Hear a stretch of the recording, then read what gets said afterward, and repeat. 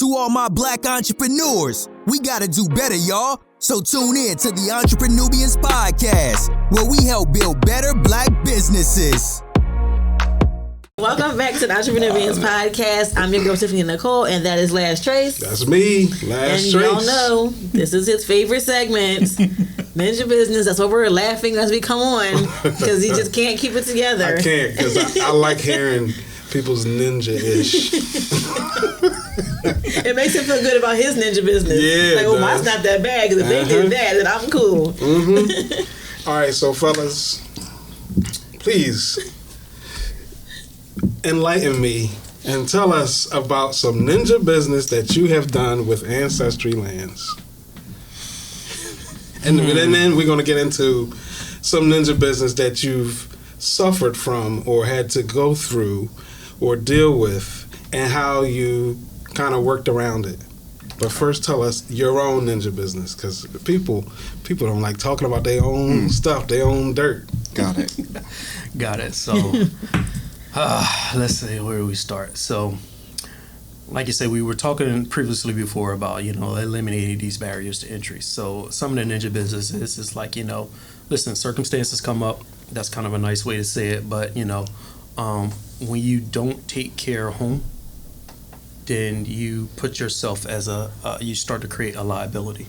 And and then these payments become, instead of an asset portfolio, you start to think of this as a liability. You get the wrong mindset, and then you default on your payments, and then you lose out on this unvaluable asset. Right. So, not that it happens a lot, but, within the business model, the numbers are, you're going to have some of those people that default on their loan. Sure. And then for sure, like that. As soon as you eliminate the credit check. Yeah. You open the door for the ninjas. Mm-hmm. Yeah, for sure. But think about it. So, you try to, like I say, minimize the impact of barrier entry as much as possible.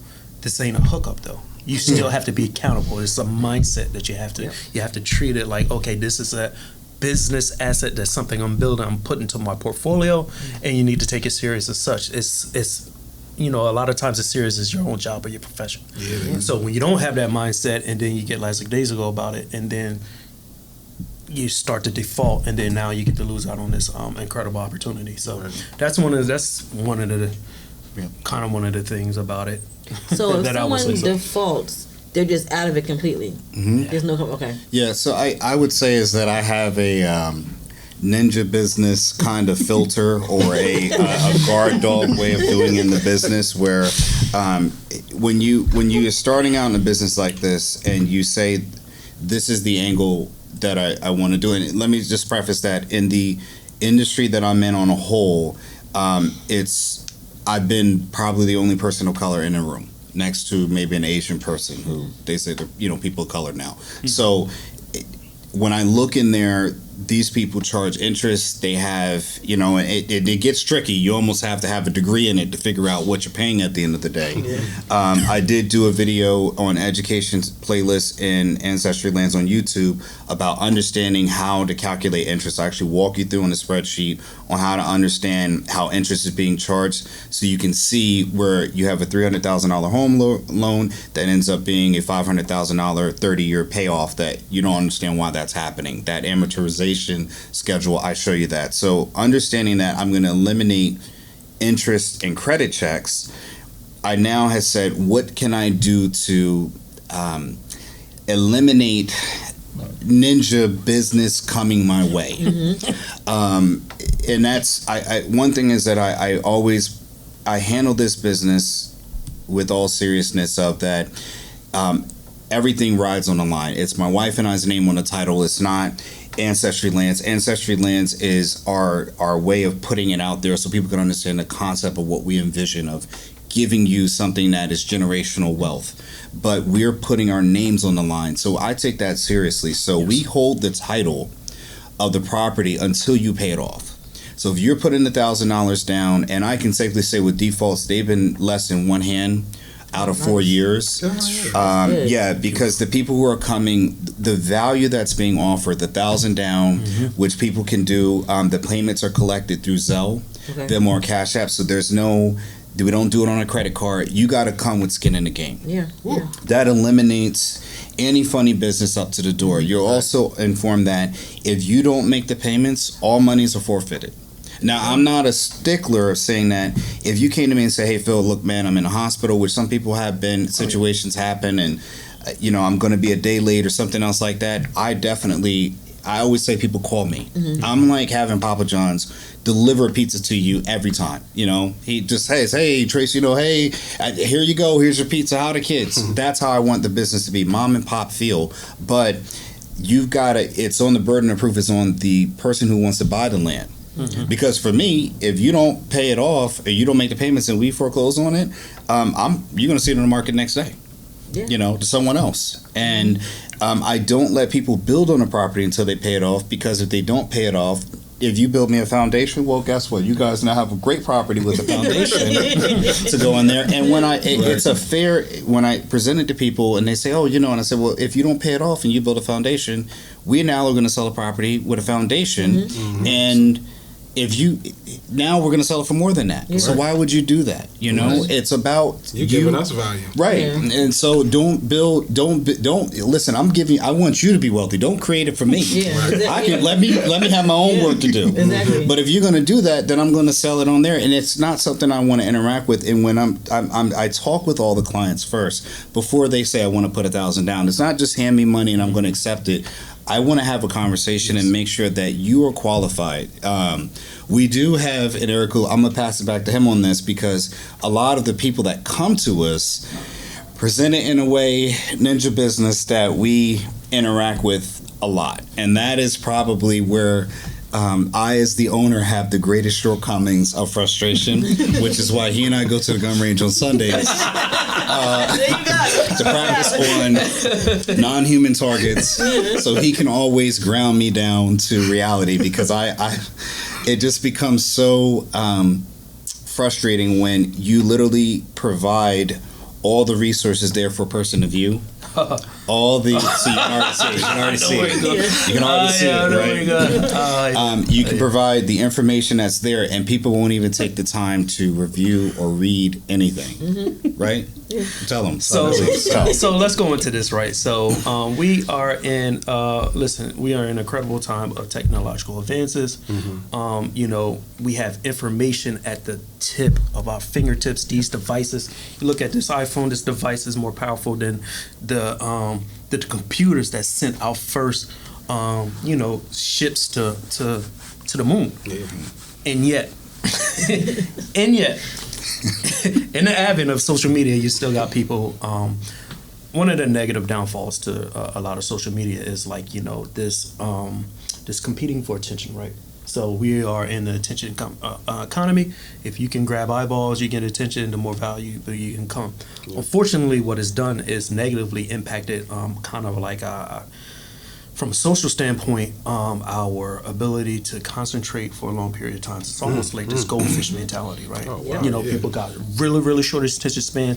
If you this titillation, there's so many things fighting for your attention. Exactly. All this titillation, all this need to be stimulated constantly and stuff like that. So, asking somebody to read, look at a minute and a half, 2-minute video coming up with all this information about an asset generating for your portfolio. That's too much for some people. So it's really weird when we try to make it, and my brother here, he does a really good job of creating these videos in these short segments that will give you if you take the time and just read the ad, which takes about 5 minutes, view a video of drone footage that takes about a minute and a half, 2 minutes at max. You'll be surprised at the number of times that the questions that people ask when they're inquiring about a property and the information is already presented. Right, and then I have to say, did you read? Did you look at the video? Nope. Did you read that? And because those 5 questions that you just asked me, that's right there. Right there. So that's and within that, I've been talking to my brother about trying to make it. We're trying to make the videos very user engaging. As much as possible. Well, there's only so far you can go though. For sure. Because you got the main point is getting information to the person. Yeah. And if you're interested, you should be able to sit and watch a minute and a half video. Yes. And read something. Yes. Like I don't have to pull teeth for you to take advantage of this opportunity. Exactly. Like we have to do better in that aspect. Like come on, people. It's like Well, that is the ninja filter. Exactly. There it is. You're right. You know what I mean? You're right. Because how do you know, like I said, you opening the door for the ninjas with no credit check, but you really aren't, because you're still filtering them out with particular things. For sure. Like having a conversation with them in the beginning. Like a conversation can tell you a lot about how serious somebody is. Yeah. Yeah, absolutely. And then you got to put some skin in the game. You got to put $1,000 down. Yeah. Most ninjas are not going to waste $1,000. So there's a part of the filter right there. And Quick then pause. it's Not waste $1,000 on certain apologize. things, because I've seen on StockX and a lot of us ninjas spend $1,200 on some Jordans, shoes, yeah. Jordans, Yes. stilettos, They or will. whatever, Yep. or Louis Vuitton bags, and then it's like, oh my goodness, here it is. You can priorities. Absolutely. There we go. So, Absolutely. so it's not that we don't have it a lot of times. It's just what are our shifting our mindset on our priorities of what we think about. Are we taking our future seriously? Yep. Right. So Right. That's the lesson that needs to be learned. Come on, y'all. Come on. Thank you so much for that ninja business. Can I add one thing? Sure, It's just an sure. is that ninjas are not color bound. All right, it's a mindset, an attitude, and I will say is that one of the things we do is that our team actually, because there's more than us, we actually have 3 other ladies that work with us, and we also done the ads in Spanish because we have a lot of Hispanic clients, and not reading or not viewing something, trying to bypass that's where we cut people off at. Yeah. And the team is designed that they are to filter out and bring the qualified leads to me, and they speak with me directly. So no one can get past me. I'm the final stop. And it's one thing I've learned is that land will sell. I don't need to beg people to sell the land. It will always sell. There's always someone that's there, and it's about people who are taking the opportunity. My heart bleeds for our community because we're so.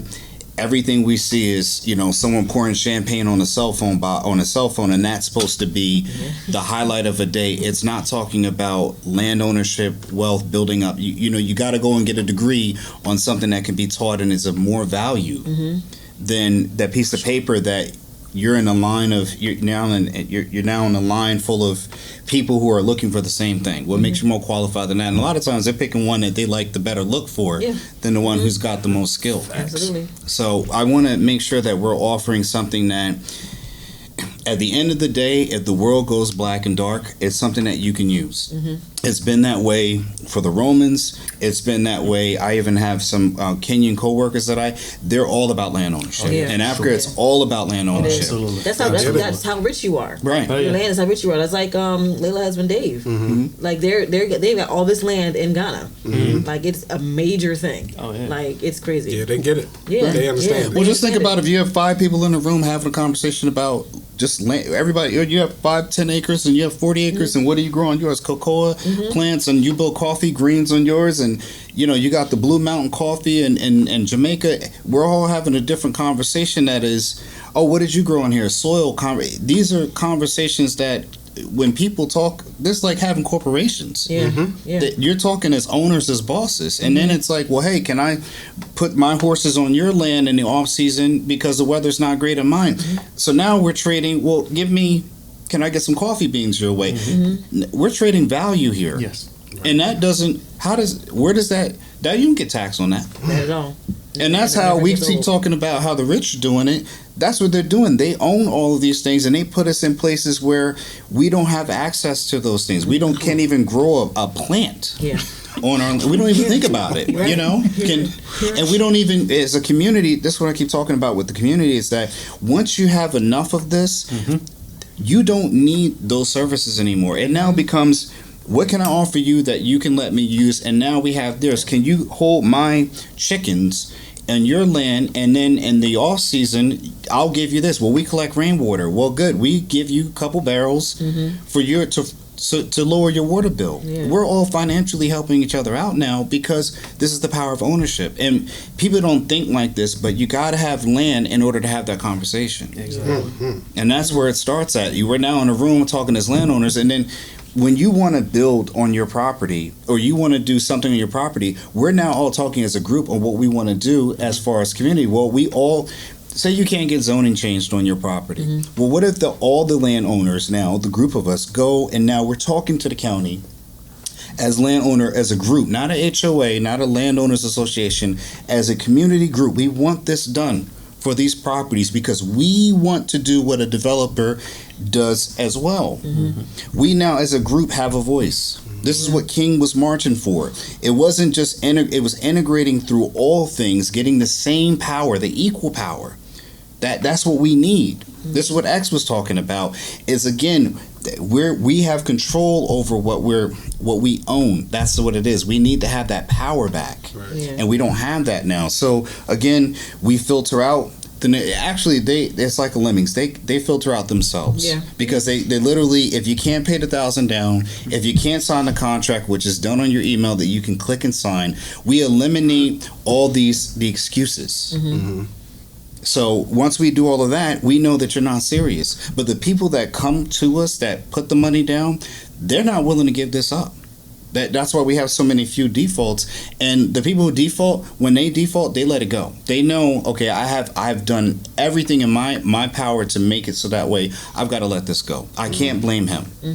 And they see someone else coming by that property there. I'll wait till tomorrow. Someone else buys that property. We're selling properties every single day. We're moving inventory. And there's more people who want this than there are ninjas in every color and every shape, size that don't. But the thing is that there's people who grow up and they want access to it, and there's people who don't know that they should have access to it, and that's why we're here today. Or that they can have access to it. Or someone is there trying to say, "Hey, man, I got you. I'm helping our people out, and come to me." Exactly. You know. Two things my brother said I wanted to highlight real quickly. Number one, he talked about communication, and that's communicating. If there is an issue, communicate with them, and then we can see a pathway forward for you to continue to build upon that asset. I think that's key.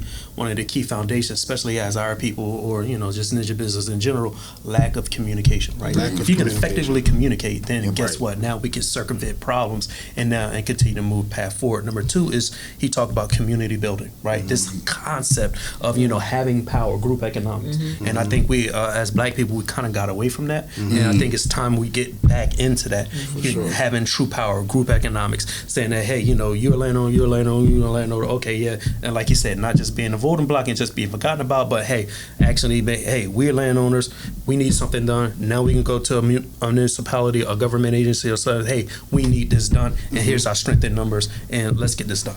So, come on, man. See, I really appreciate young, articulate brothers like yourself coming on here. Like, y'all don't look like ninjas, y'all don't sound like ninjas, and y'all don't deal with ninjas.